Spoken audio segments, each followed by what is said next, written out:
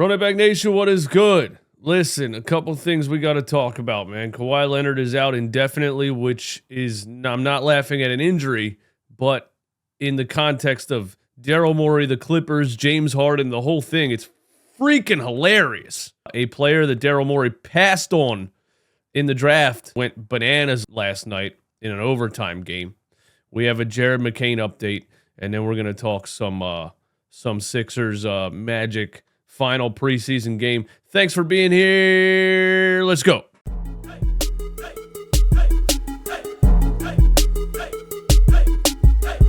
Run It Back Nation, what is good? Sixers, sickos. Thanks for being here. That's right. Official Sickos hoodie, runitbackphillyshop.com. Get me to 1,000 likes on the video if you're watching this video. Just take 1 second. Click the little thumbs up. And we are on our way to 25,000 subscribers. So do your part, man. Only 50% of people that watch these are subscribed. Be a subscriber. Help us get to 25,000, okay? Let's get right down to business. Kawhi Leonard is expected to be sidelined for an indefinite period of time to start the NBA season as he rehabilitates the inflammation in his right knee. League sources tell Shams Charania. And Shams was on ESPN last night. I was watching it a little bit, and Kawhi has swelling in his knee still. And then Kendrick Perkins was like, he needs to retire. You know what I mean? Like the guy's never going to, he's never going to get those knees right to be able to play an NBA season and last in the playoffs. And I know I'm a fan of Joel Embiid, and I'm saying this, but Joel Embiid is not on the health decline yet that Kawhi Leonard is on. Now, that sucks for him. He was a great player for a long time. And the knees are complicated joints and not the best designed mechanism. But it is what, these things happen. Anyway, Daryl Morey fleeced the Clippers on an astronomical level. I mean, on a historic level. When James Harden requested a trade. I didn't think anybody was going to give anything for James Harden because what he looked like in the playoffs that year before, he was fat, 35, hungover, drunk. I couldn't believe anybody gave anything for him at that point. What did the Clippers give up for him? The Philadelphia 76ers traded James Harden to the Los Angeles Clippers in a blockbuster deal. The Sixers sent the corpse of PJ Tucker, James Harden, Philip Petrusev to the Clippers. The Clippers sent Batum, Robert Covington, Kenyon Martin Jr., Marcus Morris Sr., and the 76ers received an unprotected 2028 first-round draft pick, a 2026 second round, and the rights to swap 2029. We have the Clippers' 2028 first-round draft pick and the rights to swap 2029. Do you understand where the Clippers are going to be by 2028? They're going to be so far under the basement that, the insurance company is going to call law enforcement because they're hearing noises under the floor of their brand new stadium. Daryl Morey fleeced the Clippers on an astronomical level. And James Harden, and all of the James Harden fanboys that attacked me all last season. You bunch of dumbasses. You guys stand a player so hard that you watched him look like a fat old somebody's drunk uncle on the playground in the playoffs last year. You stand that dude so hard that you came at me all season telling me Harden's going to come back and drop a 40-point triple-double and the Clippers are going to win this and the Sixers fans are going to... This was so easy.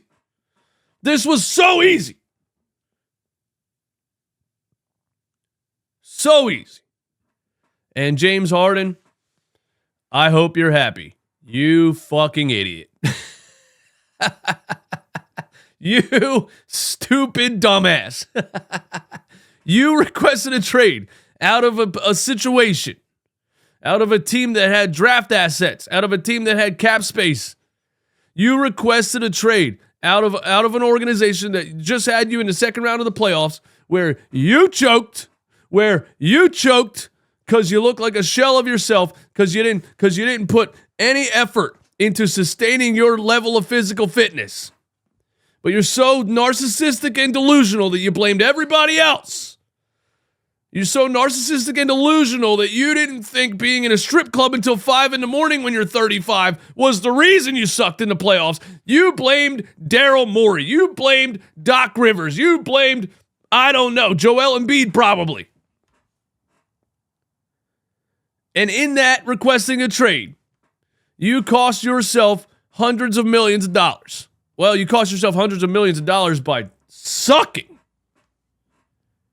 And then you request a trade to go to the Clippers. And then you say, it was Doc Rivers' fault. It was this fault. It was that fault. I am not a system player. I am the system. Hold on.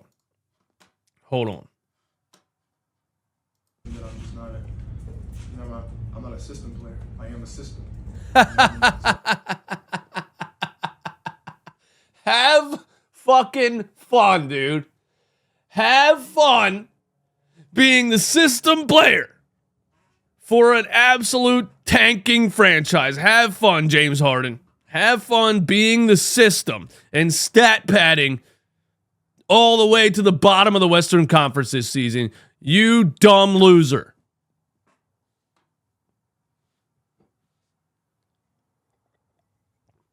What an idiot.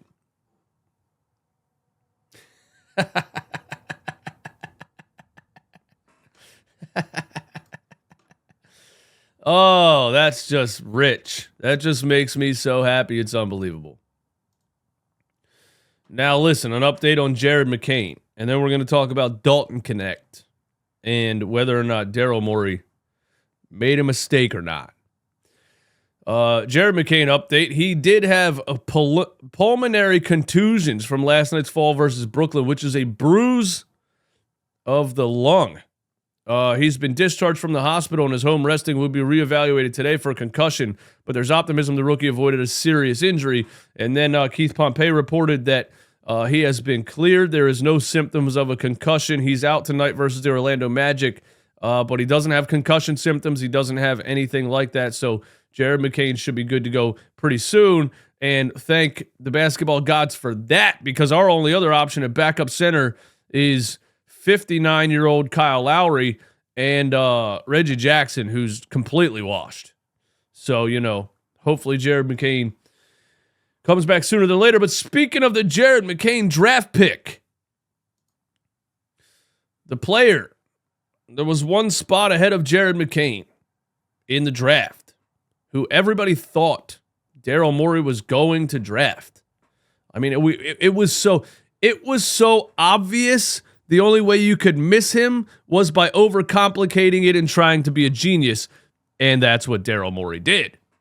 Now, I'm not saying that Jared McCain can't become a good player. Anyway, let me first of all, last night, Dalton Knecht went absolutely nuclear on the Phoenix Suns. He went nuts. He 10 from 18 from the field. He had 8 3-pointers. There was 5 seconds left. They were down by 3. He just launched a 3 about 5 feet behind the line over the outstretched fingers of Bol. Hit it, sent him to overtime, continued to cook in overtime, had some of the most ridiculous catch-and-shoot threes you will ever see in a preseason performance. Dalton Knecht scored 20 straight points for the LA Lakers in the fourth quarter and overtime. He was responsible for 20 straight points. All I'm saying is this was pretty obviously a player who was ready to play right now. And it was such an easy draft pick to make for the Philadelphia 76ers, who are in win now mode. But Daryl Morey wanted to be a genius, and he drafted Jared McCain. Can Jared McCain become a great player? Yes. Is Jared McCain showing me a lot of potential? Because somebody responded to me on Twitter just a couple minutes ago and said, wasn't you just glazing Jared McCain yesterday? Wasn't you just glazing? I don't even speak this language. I don't know what the freak glazing means. But yes, I have been saying good things about Jared McCain because both things can be true. Jared McCain is impressing me. I really, really like him. I like his tenacity. I like his physicality. I like just the way that he plays the game. But the timeline doesn't make sense. Dalton Knecht is clearly ready to play now. Would have fit in on this roster. Would have played a nice role as a catch and shoot white boy trigger off the bench. And Jared McCain might need some development time. Maybe he doesn't. Also, if Jared McCain does pan out and become a great player, can you play him and Maxey together? I don't know. It's just, I don't hate that we have Jared McCain right now. Again, I really, really like what he looks like. But this was just such an obvious draft pick, and Daryl Morey missed on it. I'm sorry. He did. What else we got? Last preseason game tonight against the Orlando Magic. Last preseason game before it matters. Finally, one more preseason game. I don't know if anyone's going to play in this one. I would say probably not. So we're gonna get some Jeff Dalton Jr. action. We're gonna get some Justin Edwards, some Adem Bona, some Ricky Council Jr. All those, I would expect this to be a G League game, and so yeah. But we'll still be streaming it, man. 7 p.m. tonight, and we'll still be doing the post game live show. Are we gonna do that? Yeah, fuck it, dude. We're gonna do it.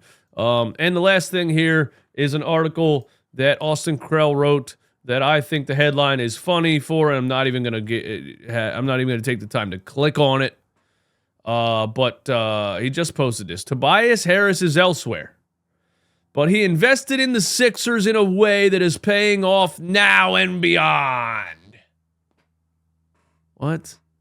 I was like, did he make an actual financial investment in the Sixers? Is that what you're talking about? No.